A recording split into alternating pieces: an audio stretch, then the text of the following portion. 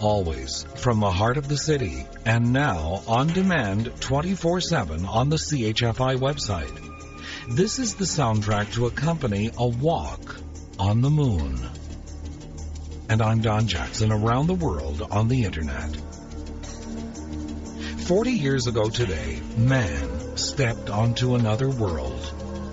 It was a pretty bleak world by comparison to the place we call home, but it was the first tentative step on a much longer journey that humankind will eventually have to make if we are to survive over the eons. Last year at this time, I wanted to do this program on the anniversary of the moon landing, which, incidentally, is tonight. But my computer was toast and had to delay it a few days. Thank goodness they had more advanced computers in 1969 than I have now. Otherwise, they would never have made it. This year, though, I'm right on time. Ono no Kamachi wrote, "This night of no moon, there is no way to meet him. I rise in longing. My breast pounds a leaping flame. My heart is consumed in fire."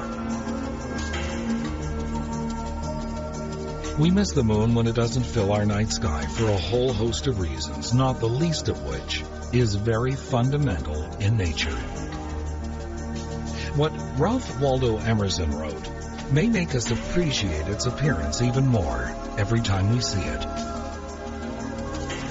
The man who has seen the rising moon break out of the clouds at midnight has been present like an archangel at the creation of light and of the world. Tonight, a walk on the moon with Lovers and Other Strangers from iTunes and CHFI.com.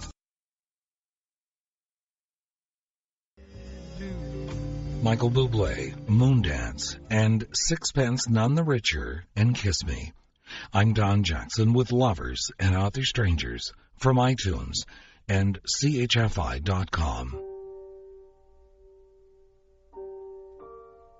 This is an excerpt from an article that originally appeared in the October 8, 1990 issue of the Baltimore Sun by Alice Steinbach, a columnist and reporter. She won the Pulitzer for feature writing.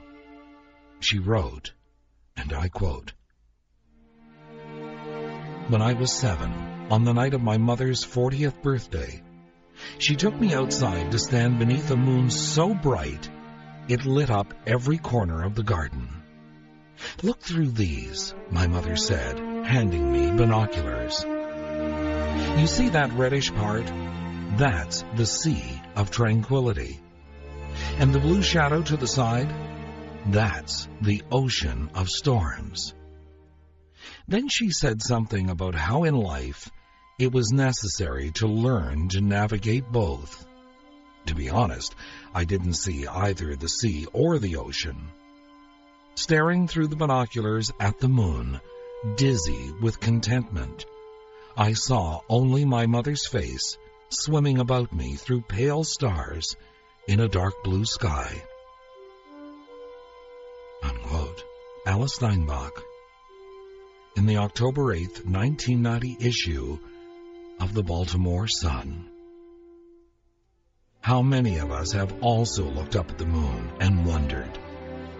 And on one summer night in July 1969, I wonder how many stood outside looking for the Sea of Tranquility.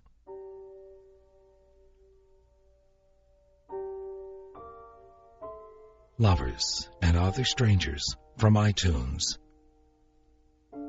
and CHFI.com.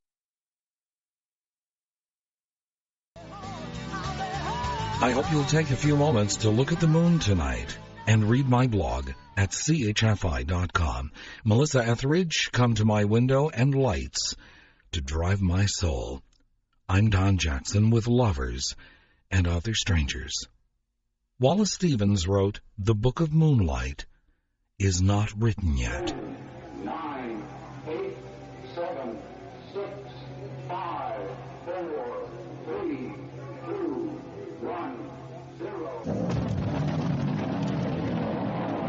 That particular book may not be written yet. That may be true, but quite a few chapters have already been completed.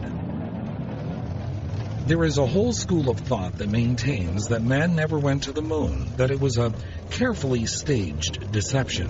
Personally, I don't believe it.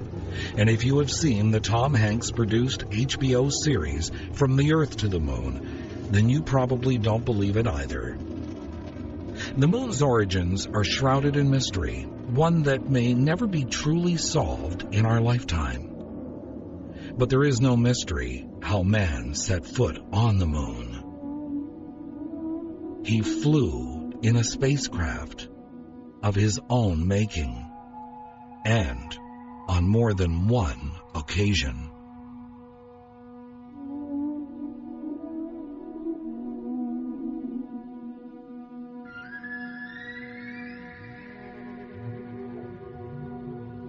In the beginning, God created the heaven and the earth.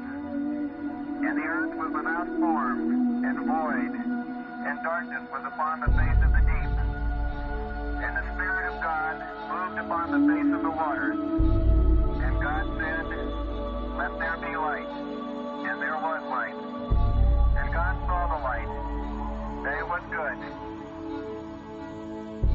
This hour, as we celebrate man's footprints in the dusty moon's surface 40 years later, some mysteries in the moonlight back here on Earth, with Lovers and Other Strangers, from iTunes and CHFI.com. Neil Diamond and Heartlight. 5 for fighting with the Riddle and Lonestar, and I'm already there. I'm Don Jackson with Lovers and Other Strangers from iTunes and CHFI.com. On this date in 1969, at exactly 10:56 p.m., man set foot on the moon and literally touched the moonlight. Neil Armstrong and Buzz Aldrin stayed on the moon a total of 21 hours, 36 minutes, and 21 seconds. During their brief stay, they collected nearly 22 kilos of lunar rock and soil. American astronauts would land on the moon 5 more times.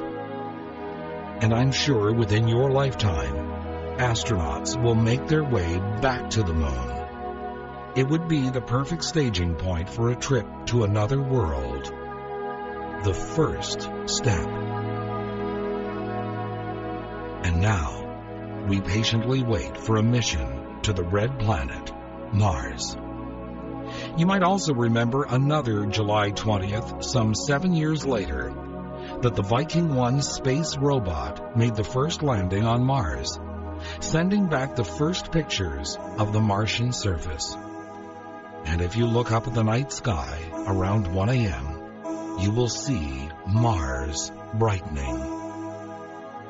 Tomorrow, the moon will be at its closest point to the Earth. And as we celebrate the 40th anniversary of the first moon landing, we do so on the eve of a major eclipse. According to the Old Farmer's Almanac, the closest moon of the year occurs on the 21st, as does the longest solar eclipse of the century, a 6.7-minute totality that sweeps over India during its monsoon season, before traversing China and entering the Pacific at Shanghai. Unquote. And did you know that on an Apollo mission on July 15th in 1975, there was a stowaway? A mosquito survived the liftoff and traveled on board the spacecraft with the astronauts. Even in space, one of summer's pests couldn't resist tagging along for the ride. Lovers and Other Strangers from iTunes and CHFI.com. Stephen Bishop, On and On. Linda Ronstadt with Blue Bayou, and Jordan Sparks, No Gravity and No Air. I'm Don Jackson with Lovers and Other Strangers from iTunes and CHFI.com.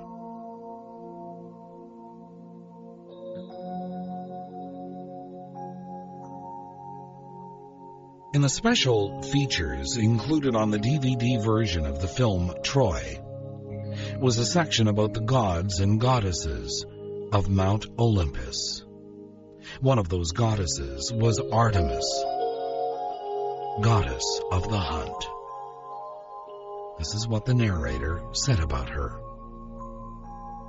As wild as nature itself, the chaste goddess of the hunt and protector of the young serenely ruled over the earth's untamed places.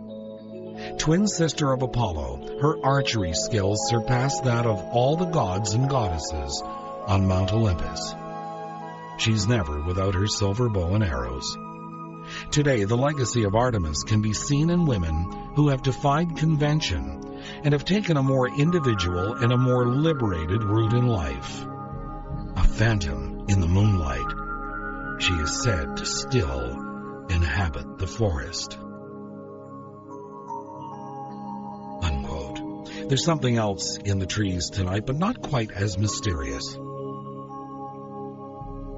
Rainbows, and the blue bitter smoke of wood, and radiant raindrops couching in cool flowers, and flowers themselves that sway through sunny hours, dreaming of moths that drink them under the moon.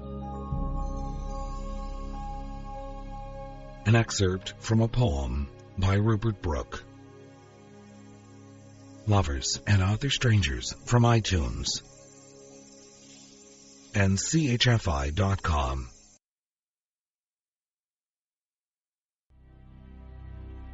Celine Dion with The Color of My Love.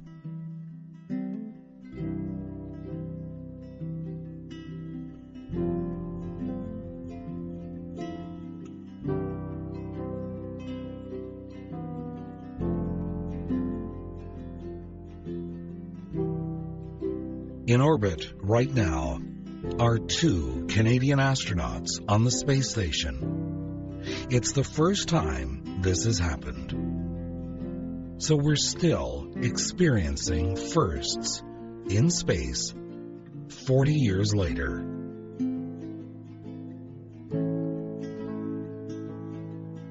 Lewis Thomas, in The Medusa and the Snail, wrote, "Photographed from the moon, the Earth seems to be a kind of organism. It is plainly in the process of developing, like an enormous embryo. It is, for all its stupendous size and the numberless units of its life forms, coherent. Every tissue is linked for its viability to every other tissue." Lewis Thomas in The Medusa and the Snail.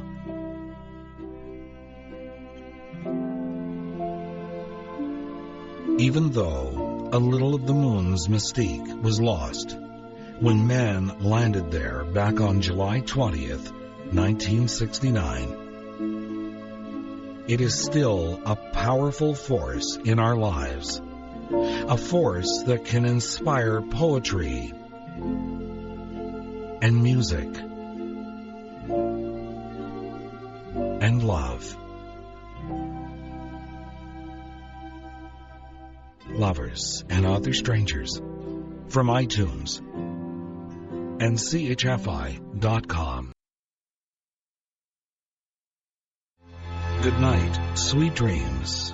I'm Don Jackson.